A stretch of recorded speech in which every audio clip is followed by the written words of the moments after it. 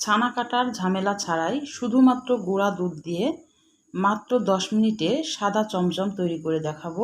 একদমই সময় অল্প লাগে, আর এটা ছানা কাটতে হবে না, শুধু গুঁড়া দুধ হলেই কিন্তু এই সাদা চমচমটা বানানো যাবে মাত্র 10 মিনিটে। আর সুস্বাদু একটা মিষ্টি, ঝটপট কিন্তু এটা তৈরি করে খাওয়া যাবে। আসসালামু আলাইকুম, হ্যালো বন্ধুরা, তোমরা কেমন আছো? আশা করি তোমরা ভালো আছো। আমি আলহামদুলিল্লাহ ভালো আছি। আমার শখের কিচেনে তোমাদের সবাইকে স্বাগতম। প্রতিদিনের মতো আবারও একটি রেসিপি নিয়ে এসেছি, সাদা চমচম গুঁড়া দুধের।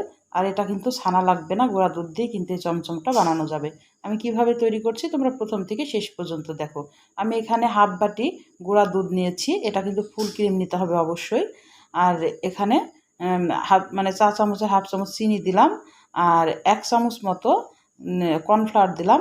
আর হাতের এই চিমটি তুলে যতটুক উঠে ততটুক বেকিং পাউডার দিলাম 2 চিমটি বেকিং পাউডার হাফ বাটি গুঁড়া দুধের জন্য। আর যদি 1 বাটি গুঁড়া দুধ নাও তাহলে কিন্তু 4 চিমটি বেকিং পাউডার দেবা, তাহলে কিন্তু একদম পারফেক্ট হবে। এখানে কিন্তু বেকিং পাউডারটা যদি এমন তেমন হয়ে যায় তাহলে কিন্তু মিষ্টিটা পারফেক্ট হবে না।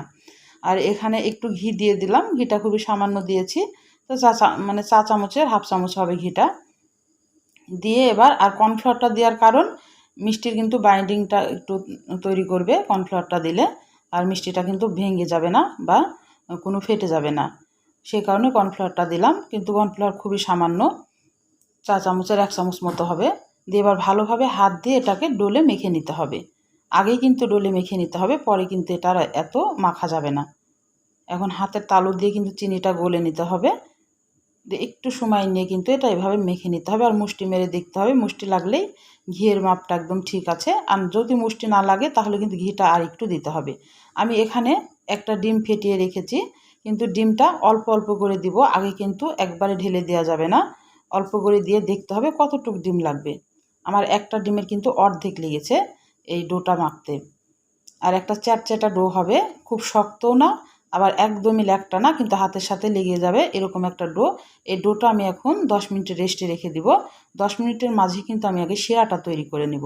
আমি এখন এটা রেস্টে রেখে দিলাম। এবার যে বাটিতে আমি গুঁড়া দুধ নিয়েছি হাফ বাটি, সে বাটিতে আমি 1 বাটি চিনি নিয়েছি, তাহলে কিন্তু একদম পারফেক্ট একটা শিরার একটা ব্যালেন্স আসবে। আর এখানে 3 বাটি মতো পানি দিয়েছি, কারণ 1 বাটি চিনিতে 3 বাটি পানি দিতে হবে, বা 1 কাপ চিনিতে 3 কাপ পানি দিতে হবে, তোমরা যেটাতেই মেপে নাও না কেন। আর এখানে এলাচ গুঁড়া দিলাম একটু ফ্লেভারের জন্যে, দিয়ে এবার এটাকে ভালোভাবে ফুটিয়ে নিতে হবে।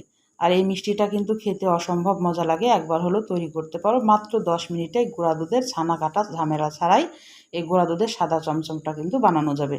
আমি এবার ফিরে আসলাম, চিনির শিরাটা কিন্তু আমার চুলার উপরেই আছে। আমি এবার মিষ্টির শেপটা দিয়ে দিচ্ছি। এখানে ছোট করে লেচি কেটে নিলাম, দিয়ে আগে হাতের তালুতে আমি কিন্তু আগে একটু ঘি মেখে নিয়েছি। এবার গোল করে একটু লম্বাটে করে দিতে হবে, চমচমের আকারে শেপটা দিয়ে দিতে হবে। দিয়ে এবার মিষ্টিগুলা তৈরি করে নিতে হবে। আগে একটু গোল করে নিতে হবে, আর গায়ে কিন্তু কোনো ফাটল দাগ রাখা যাবে না, নাহলে কিন্তু মিষ্টিটা ফেটে যাবে। একদম মসৃণ করে কিন্তু তৈরি করতে হবে মিষ্টিটা, গায়ে কোনো ফাটা দাগ যেন একটুও না থাকে। একদম হাতের তালু দিয়ে ভালোভাবে মিশিয়ে নিয়ে একদম মসৃণ করে নিতে হবে। দিয়ে আগে গোল করে নিয়ে বাস একটু একটু লম্বাটে করে দিলেই কিন্তু চমচমের আকারে তৈরি হয়ে যাবে। এবার আমার তৈরি করা হয়ে গেছে। এবার আমি চিনির শিরাতে চলে আসলাম। আমি একটু জালটা বাড়িয়ে দিলাম, দিয়ে এবার ফুটিয়ে নিচ্ছি। যখন টকবক করে চিনির শিরাটা ফুটবে তখন এই পর্যায়ে কিন্তু, আর চিনির শিরা কিন্তু একদম কমিয়ে ফেলা যাবে না, আগে থেকে খালি চিনিটা গলে আসলেই কিন্তু অমনি মিষ্টিটা তৈরি করতে চলে যেতে হবে। দিয়ে এবার মিষ্টিটা দিয়ে দিচ্ছি। ফুটন্ত অবস্থাতে মিষ্টিটা দিতে হবে।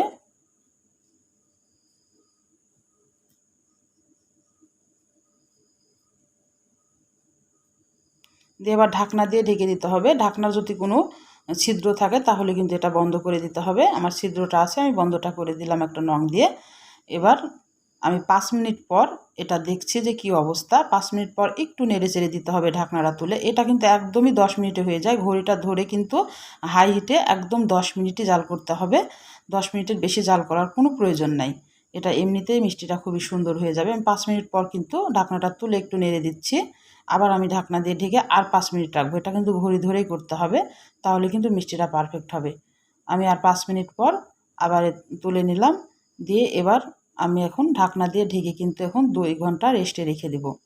তাহলে আমার রান্নার যদি কোনো অংশই তোমাদের ভালো লাগে, প্লিজ আমার চ্যানেলটাকে সাবস্ক্রাইব করে দিও, একটা লাইক দিয়ে রান্না দেখা শুরু করো, ছোট্ট একটা কমেন্ট করে জানাইও আমার রান্নাগুলো কেমন লাগে। পাশে থাকা বেল আইকনটা প্রেস করে দিও, আমি যখন এরকম নতুন রেসিপি তোমাদের মাঝে হাজির করব তোমাদের কাছে আগে যেন ভিডিওটা চলে যায়। আমি 2 ঘন্টা পর ফিরে আসলাম। দেখো 2 ঘন্টা পর একদম রস খেয়ে কিন্তু একদম টুকটুক করছে আমার মিষ্টিগুলো, আর মিষ্টিগুলো কিন্তু খুবই মজা হয়েছিল। এবার মিষ্টিগুলা আমি রসের থেকে তুলে একটা ছাঁকনিতে ধুয়ে দেবো রসটা ঝরানোর জন্যে। এটা যেহেতু এটা চমচম, এটাতে গায়ে রস রাখানোর কোনো প্রয়োজন নাই।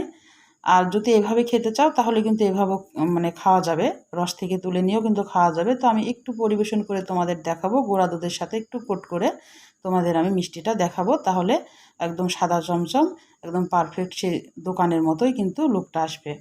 এই কারণে আমি একটু ছাকনাতে আগে মিষ্টিটা তুলে রেখে দিচ্ছি রসটা ঝরে যাওয়ার জন্য। আমি এখানে গুঁড়া দুধ নিয়েছি, তোমরা কিন্তু মাওয়াও নিতে পারো, দিয়ে কিন্তু মিষ্টিটা কোট করে নিতে পারো। দিয়ে এবার গুঁড়া দুধটা একটু মিষ্টির গায়ে লেগে দেবো, তাহলে কিন্তু খেতেও কিন্তু আরও বেশি মজা লাগবে। আর মিষ্টিটা কিন্তু এমনিও খেতে খুবই মজা হয়েছিল। একবার হলো একদম ঝটপট 10 মিনিটে কিন্তু এই গুঁড়া দুধের সাদা চমচমটা বানিয়ে কিন্তু পরিবারের লোককে কিন্তু পরিবেশন করতে পারো, বা ঝটপট আত্মীয়স্বজন আসলেও কিন্তু এটা ঝটপট এই মিষ্টিটা কিন্তু তৈরি করা যাবে কোনো ঝামেলা ছাড়াই। এটা ছানা কাটার কোনো ঝামেলা নাই, একদমই ঝটপট এই মিষ্টিটা হয়ে যাবে। আর খুবই একটা মজার রেসিপি। আর আমি তোমাদের মিষ্টিটা একটু কেটে দেখাবো ভিতরটা কেমন হয়েছে।